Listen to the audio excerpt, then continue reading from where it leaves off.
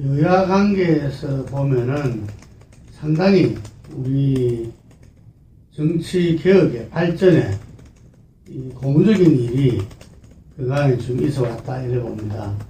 작년에 새 예산안이 어쨌든 여야 합의로 이렇게 십수년 만에 통과됐다는 사실, 그리고 주요 정치 현안들이 입법 과정에서 여야 합의로 통과됐다는 것이 정치의 본령인 이제 대화 타협이 좀 이어지고 있다, 나름대로 보고 있고요. 그게는 1차적으로 야당의 변화를 꼽지 않을 수 없습니다. 20%대까지 떨어져서 새정치연합이 당의 존폐 기로에까지 서 있다가 문희상 이렇게 이 대표 체제가 이 비대위 체제가 들어서면서 야당이 뭔가 야당 상황의 변화, 반대만 하는 야당이 아니라 협조할 거는 협조하고 또 분명히 이렇게 싸울 거는 싸우는 진짜 강한 야당을 표방하고 작년에 일련의 과정을 갖다가 저는 주도했다 이렇게 봅니다. 그리고 이에 여당도 예를 들면 야당의 변화에 맞춰서 이렇게 선진화법을 갖다가 기본으로 하면서 진지한 대화를 갖다가 끈기 있게 서로 해나가기 위해서 국민들이 늘 연말 연시에 봤던 싸움 국회의 파행 이런 부분들을 갖다가 극복했다는 점에서 저는 우리 정치의 새로운 모습을 좀 보였다 이렇게 생각이 들고요. 그리고 야당으로서는 전당대회가 있었습니다.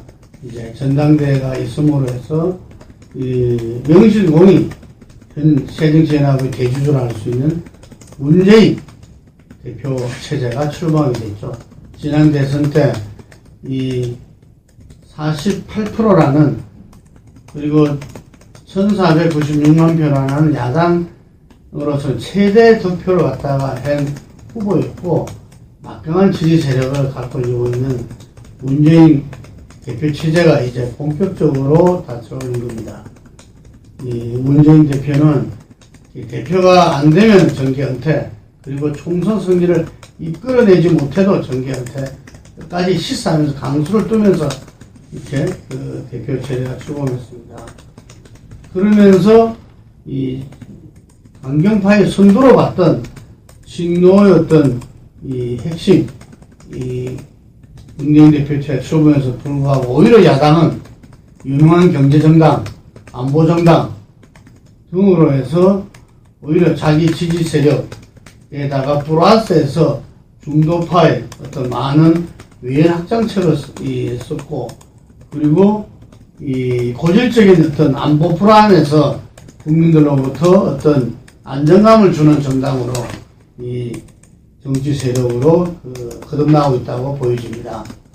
물론 이것이 대선 때 중도 세력을 해야 되는 거지, 지금 평상시에는 오히려 정치 세력, 특히 재보선이 앞둔 상태에서는 자기 지지 세력의 결집에는 좀 맞지 않지 않나 하는 부분들도 있지만, 이거는 어제 오늘의 과제가 아닙니다. 지금 야당으로서는 현재 이전의 북풍에 이어서 어떤 종북이라는 어떤 프레임에 꽁꽁 갇혀가지고 정말 이렇게 오도 가도 못하는 그런 형국에도 놓여 있었죠. 그렇기 때문에 안보정당으로 거듭나고 유능한 경제정당으로 국민들한테 신뢰를 회복하는 것은 야당에서는 어떤 지지세력 위헌 확장 그리고 대선 승리의 기반의 문제가 아니라 실제로는 자기의 어떤 존재의 어떤 문제입니다. 그리고 우리가 항상 모든 투쟁에서 생존권 투쟁이 가장 중요하고 숭고할 수밖에 없습니다.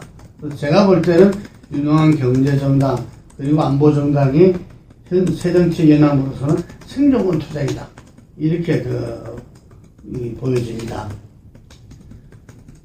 그리고 재보선을 갖다가 이야기하지 않을 수 없는데, 오늘 정동영 전 민주당 대선 후보가 국민 모임으로 이 새정치연합을 탈당하고 국민모임을 갔습니다. 어제 그 국민모임 발기대회가 있었는데 오늘 오전에 입장 표명을 하겠다고 하시더만은 오늘 드디어 관악을에 출마를 선언했습니다. 재보선은 정동영 전 의원의 어떤 이 출마 선언으로 또 한 번 이렇게 새로운 국면에 접어들었다 아니할 수 없습니다. 지금 흔히 예상컨대 재보선을 여당 2군데, 야당 2군데 정도로 예상했고, 거기에서 새정치연합이 관악을, 그리고 강주 서울은 이 무소속 천정배 후보의 어떤 강세, 이렇게 내다봤었는데, 이제 관악을이 폭풍의 한가운데로 접어들었습니다. 관악을에서 여러 후보가 나왔죠. 여러 후보가 지금 이제 기존에 헌법재판소의 어떤 이 판결에 따라서 의원직을 상실한 이상규 전 의원이 통합진보당 후보와 무소속으로 나왔고, 거기다가서 1, 2당인 어떤 새누리당 그리고 새정치연합의 이 후보가 나왔고, 이게 정동영 후보가 가세하게 된 겁니다. 그냥 보면은 1여 3야로 상당히 여당인 새누리당 후보가 이렇게 유리한 국면을 창출할 수 있게 돼 보였으나, 관악을은 지난 선거에서도 예를 들면은 새정치연합의 후보가 공천이 안 되고 야권 연대로서 이상규 의원이 공천됨에 따라서 이 무소속으로 출마를 해가지고 김희철 전 구청장이 28%를 받은 적이 있습니다. 그렇기 때문에 이게 28%까지 이렇게 분산되더라도 야당이 이길 수 있는 그런 지역이라는 이야기인 거죠. 다른 데는 같으면 5 내지 5% 정도만 분산돼도 이게 분산된 여야든 그쪽에서 지게 돼 있는데, 관악을은 그 정도로 야권 우세 지역이다, 이런 이야기입니다. 만약에 정동영 의원이 이 부분에서 선전하게 되고 승리하게 된다면은 강주 서울의 천정배 전 장관이 무소속으로 당선되는 거 못지않게 상당한 야권 재편은 이루어질 수밖에 없다, 이렇게 보여집니다.